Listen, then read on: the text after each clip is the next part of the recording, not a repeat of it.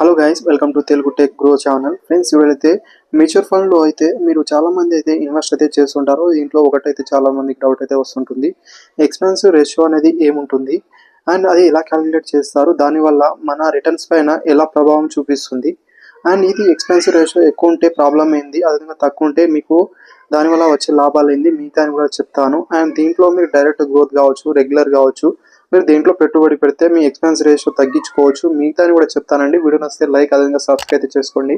ఇలాంటి మరిన్ని వీడియోస్ కోసం అయితే మన ఛానల్లో వస్తుంటాయి కాబట్టి వన్స్ సబ్స్క్రైబ్ అయితే చేసుకోండి. గైస్, అసలు మ్యూచువల్ ఫండ్ ఎక్స్పెన్స్ రేషియో అంటే ఏమిటో ఇక్కడ మనం అసలు అయితే తెలుసుకుందాం.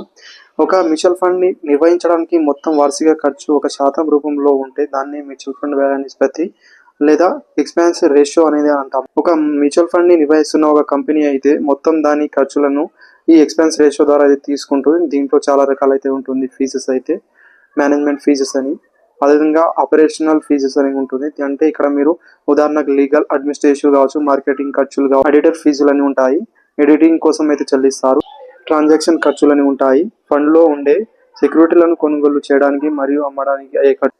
ఈ ఖర్చులను ఫండ్ యొక్క ఆస్తి నుండి ఎలా తీస్తారని మనం చూసుకుందామండి. ఒక ఫండ్ నిర్వహిస్తే దాంట్లో లాభాల నుంచి దీన్ని ఎలా తీస్తారో అయితే మనం ఇక్కడ తెలుసుకుందాం. అండ్ మీరు సపోజ్గా ఉదాహరణ చూసుకుంటే ఒక మ్యూచువల్ ఫండ్ ఏఎంసీ కంపెనీకి ఒక 100 కోట్లు అయితే ఆదాయం మొత్తం వార్షికంగా వస్తుంది అనుకుంటే 2 కోట్లు దానికి ఖర్చు అయితే, ఎగ్జాంపుల్గా ఇక్కడ మీరు చూసుకుంటే ఫ్రెండ్స్, ఇక్కడ నేను చూపిస్తున్నాను 2/100 ఇంటూ 100 అయితే చేస్తారు. అంటే 2% అయితే వాళ్ళకైతే ఈ ఎక్స్పెన్స్ రేషియో ద్వారా అయితే వెళ్తుంది.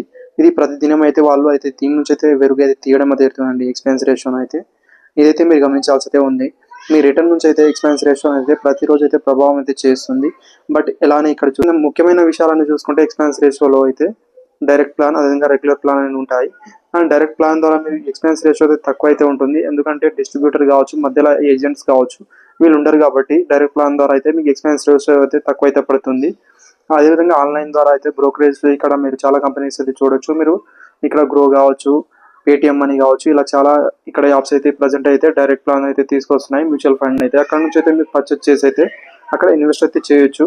రెగ్యులర్ ప్లాన్ అయితే ఏదైనా మీరు కంపెనీలో కావచ్చు, అది లేదా ఎక్కడైనా మీరు బ్యాంక్లో వెళ్ళైతే అక్కడ మీరు మ్యూచువల్ ఫండ్లో దాంట్లో మీరు పెట్టుబడి పెడితే అక్కడ మధ్యవర్తులు అయితే ఎక్కువైతే ఉంటారు, డిస్ట్రిబ్యూటర్ కావచ్చు, ఏజెంట్స్ అయితే. వీలైతే అక్కడ మీరు ఎక్స్పెన్స్ రేషియో కూడా ఎక్కువనే ఉంటుంది కాబట్టి మీ లాభాలు కూడా అయితే మీకు తక్కువ అయితే వస్తుంది. నెక్స్ట్ అయితే యాక్టివ్ అండ్ ప్యాసివ్ ఫండ్స్ అనేది గమనించాల్సి ఉంటుంది. యాక్టివ్ ఫండ్లో అయితే ఒక ఫండ్ మేనేజర్ ఎప్పటికప్పుడు దాంట్లో ఫండ్లో అయితే చేంజెస్ చేస్తూ ఉంటాడు కాబట్టి ఆయన దాంట్లో షేర్లు కొనుగోలు కావచ్చు, అమ్మకం కావచ్చు, ఇవైతే ఉంటాయి. వాళ్ళు ఎప్పుడు అప్పుడు చేంజ్ చేస్తుంటారు కాబట్టి వాళ్ళ ఖర్చులు కూడా ఎక్కువ అయితే ఉంటుంది. అందుకే ఫండ్ మేనేజర్ దీంట్లో అయితే యాక్టివ్ ఫండ్లో కూడా ఎక్స్పెన్స్ రేషియో అయితే హైగా అయితే ఉంటుంది. ప్యాసివ్ ఫండ్లో అయితే ఓన్లీ ఇక్కడ మీరు చూసుకుంటే ఇండెక్స్ ఫండ్స్ కావచ్చు, నిఫ్టీ 50 అనేది ఇక్కడ మీరు ఎగ్జాంపుల్గా చూసుకుంటే ఇలా అయితే ఓన్లీ ఫండ్స్ మాత్రమే పెడతారు. ఇండెక్స్ ఫండ్లో కావచ్చు, టాప్ రేటింగ్లో ఉన్న కంపెనీలో మాత్రమే వాళ్ళు ఫండ్స్ అయితే పెడతారు కాబట్టి దీనికైతే ప్యాసివ్ ఫండ్లో అయితే ఎక్స్పెన్స్ రేషియో కూడా తక్కువ అయితే ఉంటుంది.